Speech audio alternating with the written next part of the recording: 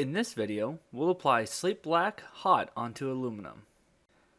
We'll start with the Sculpt Nouveau metal cleaner and a Scotch-Brite pad.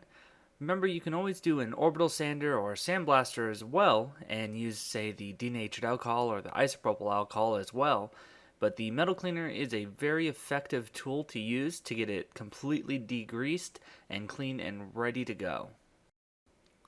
Slate Black applied cold to the aluminum will give kind of a weathered black look, but we're going to apply this one hot. So the technique for that is you got to get it up to about 180, 200 degrees and spray it on. You can also brush it on or sponge it on, however you want to get it onto the metal.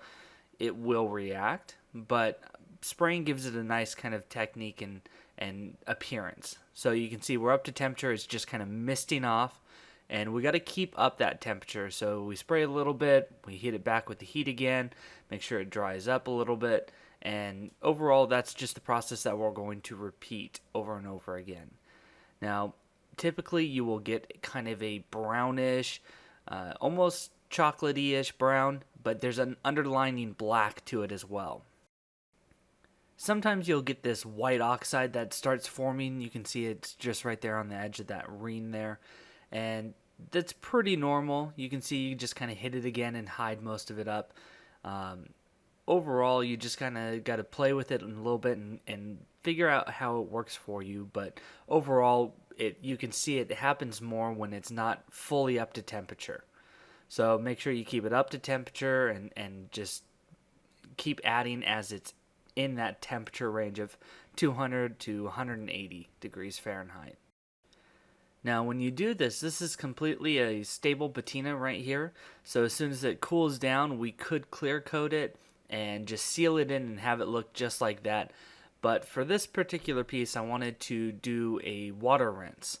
So to do it on camera, I'm just going to grab my distilled water bottle and spray and kind of wipe off. And what's that going to do is it's going to pull off that little excess of the brown oxide.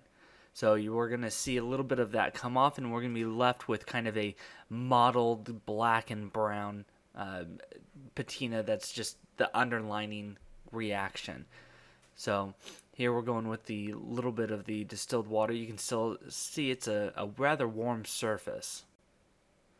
So you can do this completely cold with a rinsing portion of it as well. I'm just kind of moving a little faster, but I just flooded it with a bunch of water, and now I'm just going to use the clean white paper towels and kind of wipe it all off.